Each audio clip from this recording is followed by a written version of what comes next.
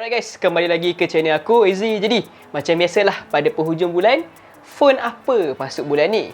Tapi apa yang paling menarik lah untuk bulan ni adalah korang tahulah duit KWSP baru masuk pada minggu ni juga. Banyak dah orang dapat duit banyak, mungkin diorang nak beli smartphone baru. Dan lagi satu benda yang menarik, minggu depan Raya pula. Aish.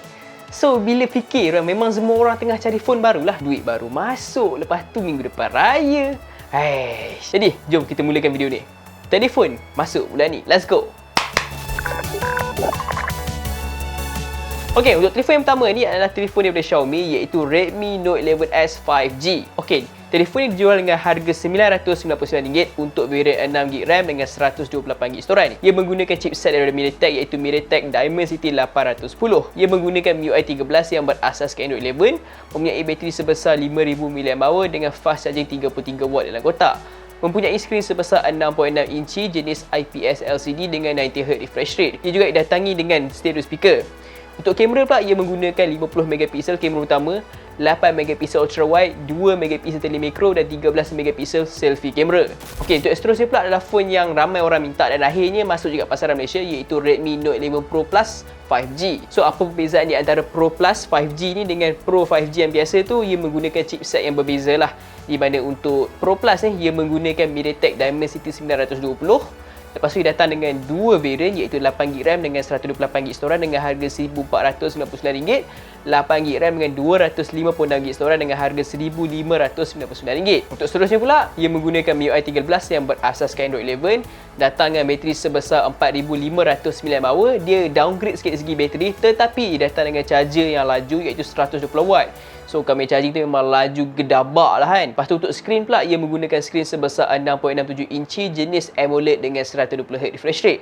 Untuk speaker, ia menggunakan stereo speaker yang ditune sendiri oleh JBL. Jadi, audio quality dia memang TikTok, mat. Untuk kamera pula, ia menggunakan tetapan kamera yang sama saja seperti Redmi Note 11 Pro 5G, iaitu 108MP kamera utama, 8MP ultra wide, 2MP macro dan 16MP selfie. Alright, untuk phone yang ketiga pula adalah phone daripada Samsung, iaitu Samsung Galaxy M33 5G. Jadi apa yang menarik pasal smartphone ni adalah ia menggunakan chipset terbaru daripada Samsung, iaitu Exynos 1200. Untuk selebihnya pula, ia datang dengan 8GB RAM dengan 128GB storan dan dijual dengan harga RM1,399. Untuk selebihnya, ia menggunakan One UI 4.1 yang berasaskan Android 12, datang dengan bateri sebesar 6000 mAh besar gedabak dengan charger 25W saja. Untuk skrin pula, ia menggunakan skrin 6.5 inci jenis AMOLED dengan 120Hz refresh rate. Dan ia juga datang dengan tetapan stereo speaker. Untuk kamera pula, ia menggunakan 64MP kamera utama dengan penyokongan OIS, 12MP ultra wide, 5MP macro, 5MP depth sensor dan 32MP selfie. Jadi bagi aku, Samsung Galaxy M33 ni antara phone mid-range yang agak underrated jugalah, yang orang tak perasan, tapi actually powerful jugalah. Okey, untuk phone yang seterusnya pula adalah phone daripada Oppo, iaitu Oppo A96. Okey, phone ni sebenarnya kalau segi spesifikasi dia, ia agak underwhelming jugalah. Tetapi disebabkan dia masuk bulan ni, terpaksa jugalah masuk pada list ni juga.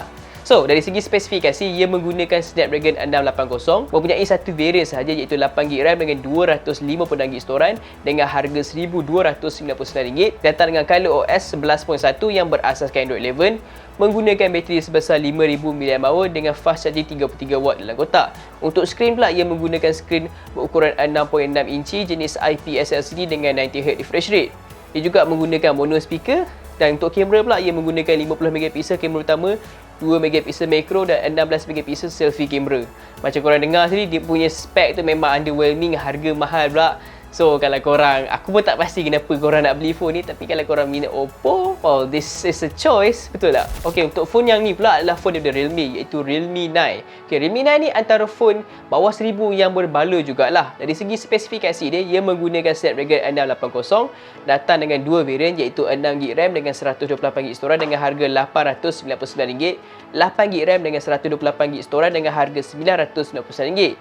Ia menggunakan Realme UI 3.0 yang berasaskan Android 12, which is very good, bukan Android 11. Menggunakan bateri sebesar 5000 mAh dengan fast charging 33W dalam kotak. Untuk skrin pula, ia menggunakan skrin berukuran 6.4 inci jenis AMOLED dengan 90Hz refresh rate. Tapi malang sekali untuk speaker, ia menggunakan mono speaker sahajalah. Tetapi untuk kamera dia, ia menggunakan 108 MP kamera utama, 8 MP ultra wide, 2 MP macro, dan last sekali untuk selfie ia menggunakan 16 MP. Okey, untuk phone yang ni pula, ini adalah phone yang antara yang orang hype gila, iaitu Poco F4 GT.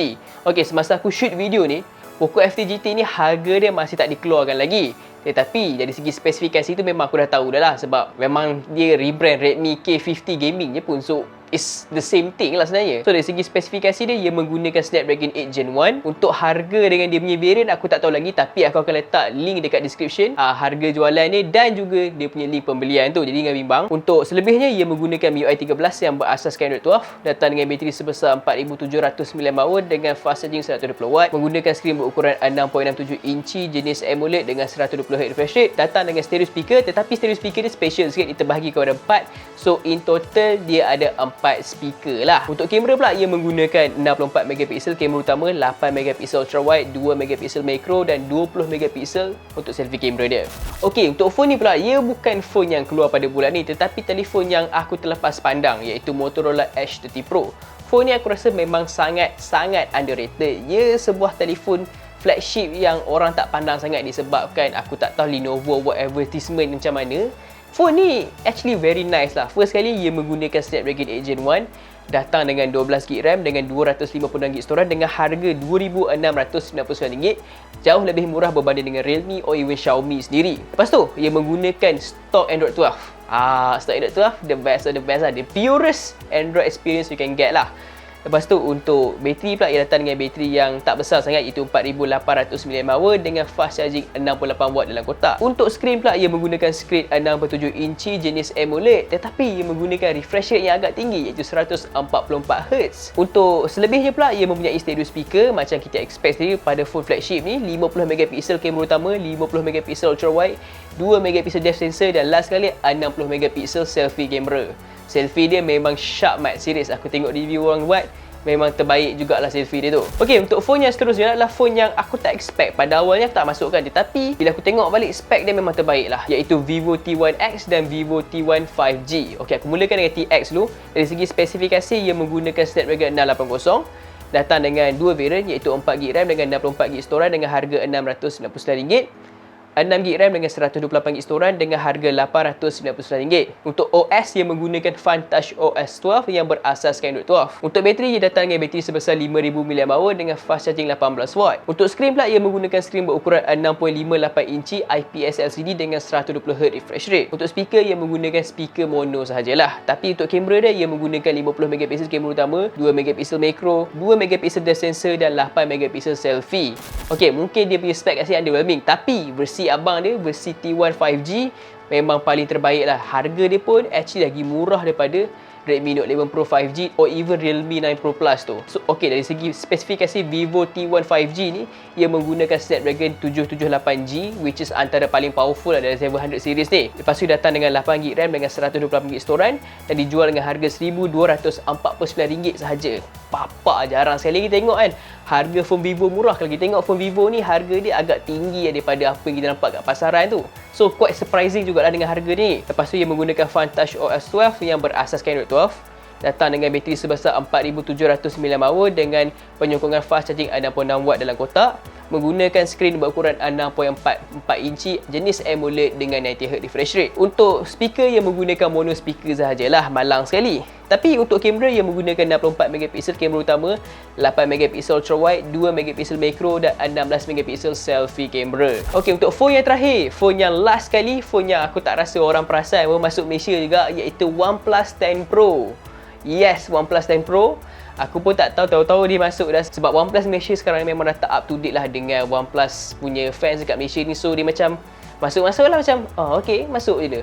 So kinda sad lah, tapi dari segi spesifikasi dia memang phone flagship lah.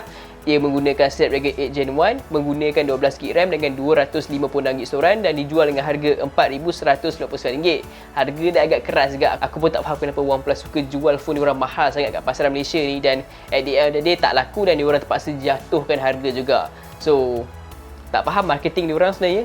Untuk selebihnya, ia menggunakan Oxygen OS 12 yang berasaskan Android 12, datang dengan bateri sebesar 5000 mAh dengan penyokongan fast charging 80W. Untuk skrin pula, ia menggunakan skrin berukuran 67 inci jenis LTPO Gen 2 AMOLED dan menggunakan 120Hz refresh rate. Untuk selebihnya, ia menggunakan stereo speaker dan menggunakan kamera yang ditune sendiri oleh Hasselblad ataupun Hasselblad Gen 2 punya kamera lah, which is orang kata memang color dia memang sangat accurate lah.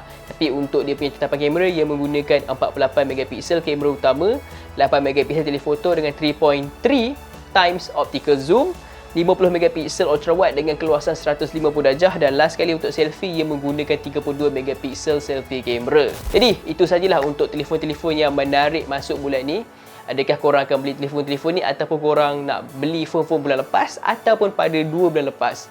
So tu pilihan korang sendiri. Duit kat WSP tu guna dengan betul lah. Jangan guna pergi disco lah, pergi main judi lah. Aku tak galak lah korang buat benda tu. Buatlah dengan elok, gunakanlah dengan baik. Macam aku beli kamera, baik kan? So itu saja untuk video kali ni. Kita jumpa pada video akan datang. Assalamualaikum. Bye-bye.